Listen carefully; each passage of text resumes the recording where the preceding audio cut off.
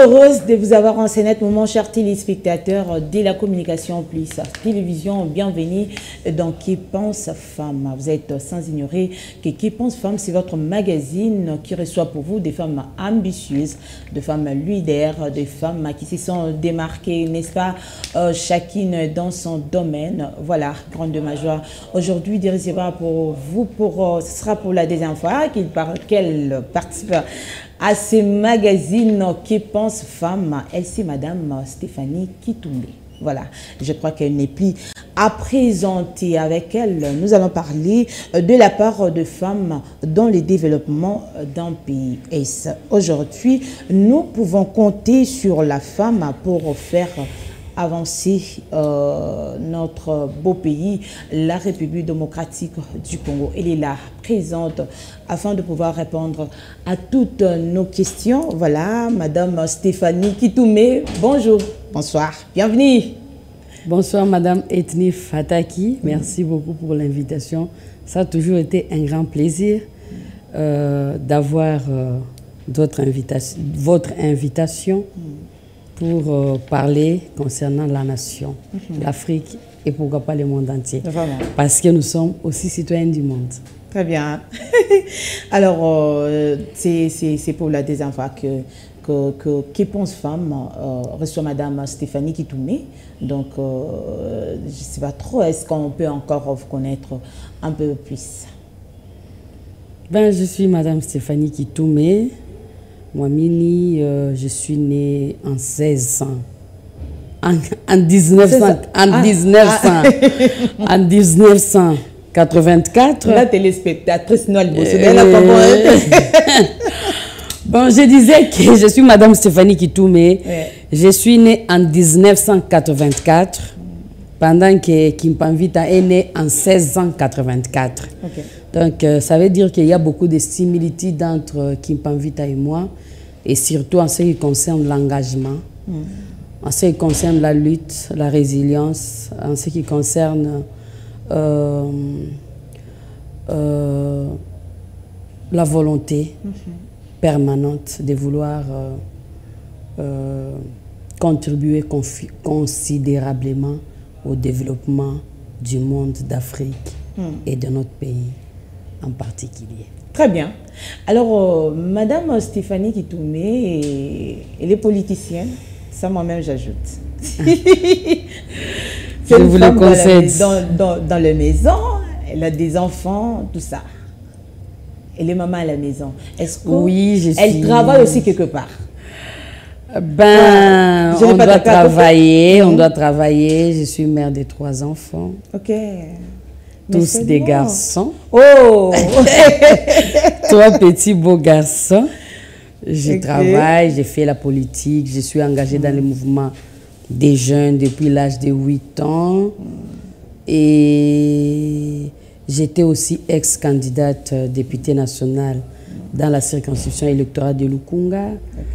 La mieux élue, mais malheureusement non proclamée. Votée et non élue. Oui, oui, la mieux votée, massivement votée et non proclamée. Et je suis l'unique candidate qui a parcouru l'arrière-pays, si pas les villages de Mungafula, des choses de notre commune de Ngaliema, pas seulement pendant la campagne électorale, mais dans le cadre des activités de notre association Femmes Excellentes pour une société idéale qui a aujourd'hui 14 ans d'existence. Ok. Mais est-ce que ça ne dérange pas les maisons? Vous êtes mère, vous avez 3 garçons, voilà. Est-ce que ça ne dérange pas le fait que vous travaillez, mais aussi vous êtes dans la politique, dans l'association, tout ce qui va avec? Est-ce que ça ne dérange pas la maison, ça ne dérange pas papa et tout? Tout dépend de la vision et tout dépend de la personne avec laquelle on choisit de cheminer. Parce qu'on dit, si on n'a pas la même vision, on ne saura pas marcher aussi ensemble. C'est ce qui est très important dans la vie. Parce que si vous voulez épouser quelqu'un, que vous soyez un homme ou une femme, vous devez toujours choisir la personne qui est capable de comprendre votre vision. Très bien. et de la soutenir en même temps. Ça, c'est la première chose. La deuxième chose, il y a le président Mobutu qui avait dit de recourir à l'authenticité. Donc, ça veut dire que dans nos us et coutumes, nous devons puiser les côtés positifs et les côtés négatifs, nous devons les bannir. C'est tel que, jadis, la femme était consacrée seulement au foyer. Alors que quand elle était au foyer, il y avait des décisions qui se prenaient au-dessus d'elle et qui ne tenaient pas compte de sa situation, de ses conditions. Et parfois qui demandaient aussi son apport pour être améliorée. Et maintenant, là, on a compris que la femme n'est pas née uniquement pour rester au foyer. Elle est née, elle a les mêmes cerveaux que les hommes. Très bien. Étant donné qu'ils étudient dans les mêmes écoles, où on utilise les mêmes bancs, les mêmes tableaux, les mêmes instituteurs et tout. Alors, de la même façon que l'on peut apporter sa pierre pour contribuer au développement du pays, elle aussi le peut. Et c'est comme ça que ça ne dérange pas, on sait toujours faire la part des choses. Et surtout quand on est accompagné d'un homme genré, on comprend et puis on se partage bien les tâches ménagères. Mais moi, je me rends un peu savoir un peu plus, Madame Stéphanie Kitoumi. Mais comment vous faites? En même temps, gérer la maison, prendre soin des enfants, de papa, travailler ailleurs, être dans un parti politique, dans votre association. Comment vous faites? Vous avez une personne qui s'occupe de la maison et puis vous vous occupez de votre travail, parti politique et autres. Effectivement, madame, on doit avoir des gens, des personnes pour s'occuper des enfants. Pendant notre absence, on doit avoir mais ça un chauffeur pour amener les enfants à l'école, problèmes à la maison.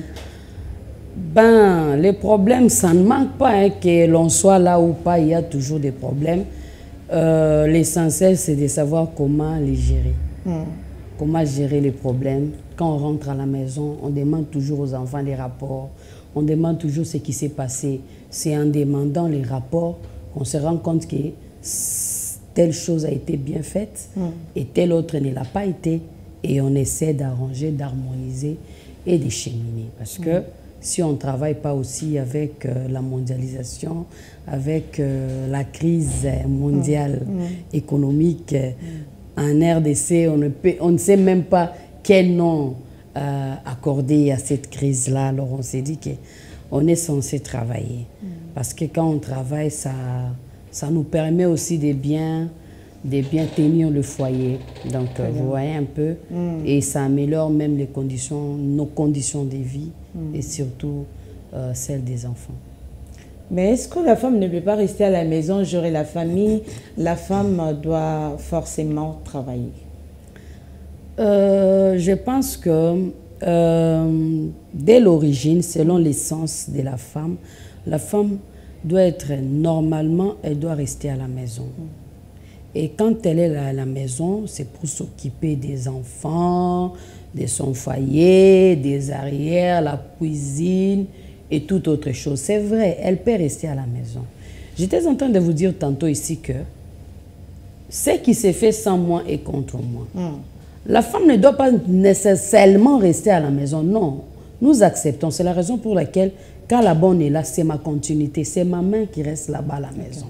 La femme peut rester à la maison, mais la femme aussi, pour contribuer au développement du pays, à part le fait d'être la meilleure éducatrice que le monde n'a jamais connue, c'est-à-dire quand on inculque une bonne éducation, on inculque des valeurs aux enfants, ça veut dire que ces enfants-là seront capables d'être des bons citoyens pour le développement du pays.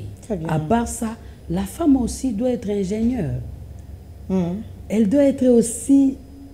Mais la bonne, pardon, amènera peut-être son éducation aussi, vous voyez pas, ça dérange un peu. Quand la bonne amène son éducation, tant que c'est la mienne qui prime, c'est-à-dire c'est moi qui fais la loi. Très bien. Parce que quand nous partons signer des contrats de travail, il y a ce qu'on appelle les termes de référence, si pas les attributions. Je vous dis que madame, si par exemple chez vous, vous ne torchonnez pas votre maison et que vous l'essuyez seulement. Nous, chez nous ici, on torchonne la maison. Et si j'ai remarqué que la bonne ne torchonne pas chaque jour la maison, je vais lui dire que, madame, ici chez moi, on torchonne la maison chaque jour. Si la bonne aussi torchonne seulement là où les gens peuvent voir, je vais lui dire que, madame, si tu tiens à ton travail, tu veux rester dans ma maison, ça veut dire que tu dois torchonner même en bas des lits. C'est pour s'assurer que les enfants puissent vivre dans un bon environnement qui peut les aider à prévenir beaucoup de maladies. Très bien. Et pourquoi pas nous autres? Donc, ça veut dire que quand la bonne arrive chez soi, c'est à moi de lui dicter ce qu'il doit faire. Et quand je vois qu'il est en train de répéter ce qu'il lui a appris chez eux, je dois lui dire que soit on interrompt les contrats, soit on continue les contrats avec mes conditions. Très bien. Elle doit incarner votre idéologie, voilà. Oui. Elle doit répéter, elle doit pérenniser, elle doit faire la permanence de mes instructions à mes enfants. Très bien. Alors déjà, d'entrée de jeu, comment définissez-vous la femme africaine? La femme africaine, c'est une mère au grand cœur. C'est elle la gardienne du temple. C'est elle sur qui repose l'éducation de toute sa communauté. C'est elle qui incarne les valeurs aux enfants, comme je venais de le dire tout à l'heure. Bref, c'est elle. Les socles, si pas les piliers du foyer de sa communauté. Et en tant que telle, elle doit incarner surtout des valeurs. Des valeurs nous léguées depuis nos ancêtres, capables de développer et de pérenniser notre culture. Mais même est-ce que dans les bons côtés. Ok. Parce que dans notre culture, il y a aussi des mauvais côtés. Mais nous devons pérenniser les bons côtés de nos us et coutumes pour garder notre authenticité. Parce que sans identité, on n'est nulle part. Très bien. Mais est-ce qu'aujourd'hui, les femmes africaines, en général, incarnent réellement ces valeurs? Je dois vous avouer que nous constatons, non sans regret, au jour le jour, que nous sommes en train de nous déboussoler.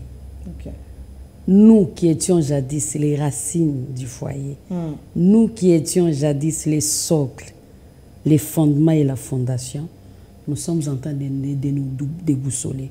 En lieu et place de nous occuper de l'éducation, d'abord de notre foyer et de notre communauté, nous nous mettons les longueurs de journée sur les écrans, soit des télés, soit des téléphones, en train de chercher à copier les autres. Mais copier aussi, c'est pas mauvais, Madame Stéphanie. J'ai parlé ici du recours à l'authenticité. Donc, si je suis née et que Dieu m'a donné une peau blanche, soit une peau noire, c'est que je dois entretenir cette peau-là pour rester authentique. Très bien. Que prendre le temps de ma vie ou le temps que je devais utiliser pour les bénéfices de mon foyer, en train de chercher les maisons cosmétiques où on vend des produits qui peuvent encore me rendre de plus en plus clair. Vous voyez que ça, c'est perdre le temps et oublier l'essentiel à faire.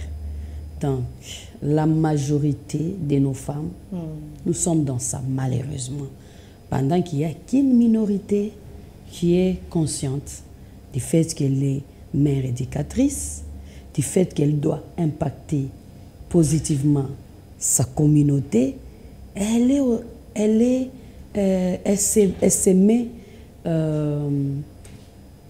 se met à l'essentiel.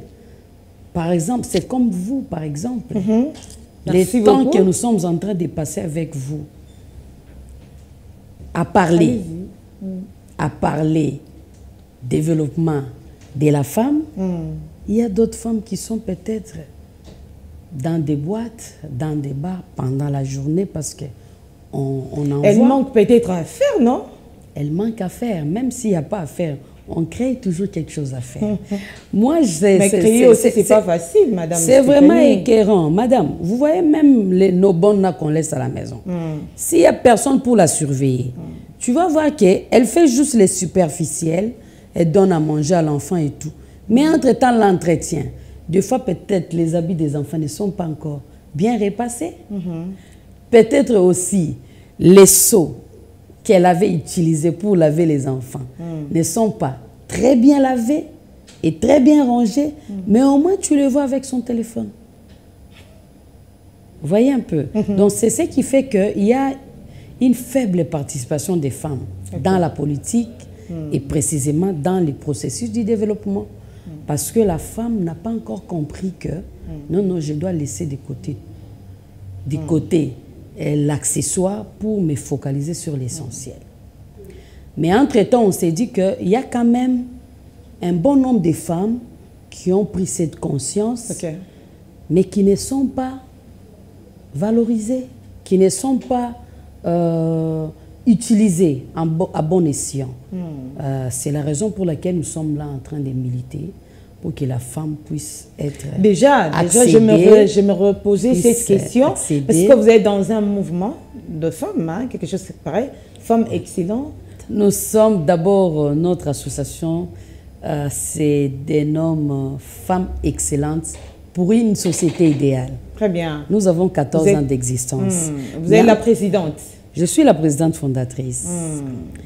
Mais entre-temps, nous sommes dans différents mouvements, groupes des femmes. C'est pour les réseautages, c'est pour les renforcements des capacités, c'est pour nous former, nous forger davantage. Parce que nous, les femmes, nous avons honte. Hein? Je ne sais pas, nous, les femmes, nous avons honte d'échouer. Si on vous confie quelque chose, une responsabilité, nous voulons la faire comme si c'était maintenant ou jamais. Nous voulons la faire comme si c'était l'unique responsabilité qu'on nous confie, c'est-à-dire la faire avec excellence. Donner un feedback là qui sera loué par tout le monde. Donc, voilà. Ok. Et déjà, dans votre association, vous êtes présidente, fondatrice. Qu'est-ce que vous faites concrètement pour faire réveiller peut-être la conscience de la femme? Oui, madame, merci beaucoup pour la question. Dans le cadre de notre association, nous sommes dans la promotion, nous sommes dans la protection des droits de la femme et surtout de la jeune fille. Ça veut dire que notre combat est en amont et en aval. C'est en aval et en amont, allais-je dire. Donc ça veut dire que nous allons vers celles qui sont en train de devenir femmes et nous allons aussi vers celles qui pensent qu'elles ne peuvent rien faire pour leur faire voir que vous pouvez faire quelque chose. Très bien. Et c'est dans ces cadres-là où nous allons dans des écoles, dans des universités pour sensibiliser, pour mobiliser les femmes. En leur disant quoi? Madame, mes très chères demoiselles, essayez d'investir d'abord en vous avant d'investir sur vous. Ok. La différence, c'est à quel niveau déjà? Investir en vous et non avant d'investir sur vous. Allez-y. Il y a les fonds et la forme. Très bien. Les DSF que nous appelons souvent dans les termes techniques. Donc ça veut dire que les fonds, investir en soi, c'est-à-dire quand vous venez à l'école, prenez le temps d'écouter, d'intérioriser, d'acquérir des compétences capables, de prouver que vous pouvez aussi les faire. Très bien. Investir en vous, ça veut dire que en lieu et place d'écouter des musiques qui ne peuvent t'amener nulle part, tu peux capitaliser ton temps là dans la lecture, très bien, soit en suivant des émissions comme celle-ci. Mais les Congolais en général ne lisent pas. Hein. Les Congolais, en tout cas, je parle en général. Les Quinois ne lisent difficilement. C'est ça les problèmes, c'est ça les combles. Et c'est ça même le travail que nous sommes en train de faire. Très bien. On dit, très chère dame, Est-ce que vous savez que les temps que vous passez à la télé pour s'ouvrir une novelas, ces gens-là ont déjà leur argent. C'est ça. Mais toi, tu n'as encore rien. En lieu et place de passer ton temps dans des séries télévisées, c'est mieux de chercher, d'entrer dans des sites où on parle de l'entrepreneuriat. Très bien. D'apprendre un métier. Et si vous êtes encore étudiante, d'étudier, de faire des recherches, des différents cours qu'on vous dispense là-bas à l'université. Par exemple, si vous êtes si vous faites la comptabilité, allez-y, faites des recherches approfondies dans votre domaine pour être meilleur. Parce que nous, quand on nous donnait cours, on nous disait quoi? Ce qu'on vous donne, ce sont des grandes lignes. Oui. On nous donnait toujours la bibliographie. C'était pour que nous puissions aller vérifier dans des livres, dans des sites, pour acquérir davantage, pour bien assimiler et pourquoi pas mieux comprendre ce qu'on nous donne comme cours, afin d'être capable de répondre aux responsabilités futures qui nous seront confiées. Très bien. Vous voyez, c'est ce qu'on appelle investir en soi ou dans soi. Maintenant, investir sur soi, ce n'est pas un problème. Ok. Investir sur soi, ça veut dire que t'habiller bien, bien te présenter et tout, c'est pas mal. Mais nous trouvons que nous, la jeunesse d'aujourd'hui, si pas les femmes d'aujourd'hui, nous sommes plus focalisés sur l'investissement sur nous que sur l'investissement en nous. Voyez, c'est cette campagne, c'est ce que nous essayons de dire.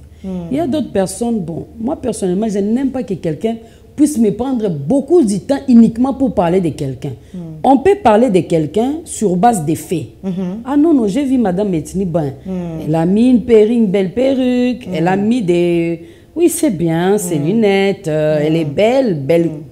Oui, on parle et puis ça doit finir et non pas on reste là-bas les longueurs des journées. Et d'ailleurs, regarde, elle avait 10 ongles, maintenant sur ces ongles-là, il y avait ça et tout. Non, je n'ai pas le temps pour ça, s'il vous plaît. Mon temps est tellement précieux, je dois l'utiliser pour le développement, pour d'abord mon développement personnel, celui de mon foyer et de mon pays. Madame Stéphanie, d'autres femmes, actuellement nous voyons d'autres femmes qui gagnent leur vie seulement sur les réseaux sociaux. Elles deviennent des influenceuses, voilà, elles sont bénies et tout. Est-ce que c'est mauvais de rester par exemple sur TikTok pendant longtemps et tout? Toute la journée, rester sur TikTok et tout. Merci beaucoup pour votre question. Si ce que vous faites n'enfreint pas les règles morales, si ce que vous faites ne dérange pas les autres, si ce que vous faites vous apporte de l'argent et que vous le faites en respectant les normes, les règles, les lois établies, tant mieux pour vous. Mais aujourd'hui, nous voyons beaucoup de femmes qui passent leur temps sur les réseaux sociaux en achetant leur méga et entre-temps, en retour, elles ne gagnent absolument rien. Et au finish, quand les maris rentrent à la maison, ils trouvent que la maison est sale, il y a du désordre, les enfants ne sont pas propres. Tout ça parce que maman était au téléphone toute la journée. Soit c'est la bonne qui était au téléphone toute la journée. Alors faisons la part des choses. Faisons la part des choses, madame. Très bien. Donc nous devons nous focaliser sur l'essentiel. Quelqu'un avait dit, les anglophones disent que le temps c'est l'argent. Mais moi dans les réseaux, ce qu'on appelle on appelle quoi? Quoi ça, réseau? Dans les réseaux là, on appelle ça quoi? J'ai oublié les termes, m'échappent. On nous dit que le temps c'est la vie. Et j'ai compris ça. Et même Jésus-Christ lui-même avait dit, il faudrait que je travaille pendant qu'il fait jour. Car la nuit, on ne travaille pas. Ça veut dire que quand il fait jour, vous voyez même à l'école, les matins, on donnait des cours difficiles, des cours de mathématiques, parce que le cerveau est encore frais. Donc, ça veut dire que quand c'est la journée, quand c'est pendant les heures de service, on travaille d'abord. Pourquoi même l'homme blanc avait même dit divertissement, after work? C'est-à-dire, pendant le travail, on doit rester focalisé. Mais quand on n'est pas focalisé pendant les heures de service, on sera focalisé où? Et c'est à partir de cela, de ces points-là, que je vais maintenant entamer notre système des fonctionnaires de l'État. Okay. Nous arrivons au travail de foi. Je ne parle pas de moi, je parle en général, des fonctionnaires en général. Il y a une dame là, j'étais dans un taxi, il y a un taximan qui me dit, hey, madame, il y a une dame ici qui m'a dit, bon, moi je rentre à la maison, je ne travaille pas, mais chaque fin du mois j'ai l'argent. Mais il dit, le pauvre taximan lui dit, mais madame, comment vous avez l'argent?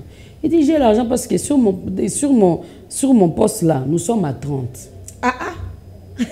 La poste est mort. Nous sommes à 30. Ok, qu'il exagère ou non. Mais nous savons que c'est un phénomène général.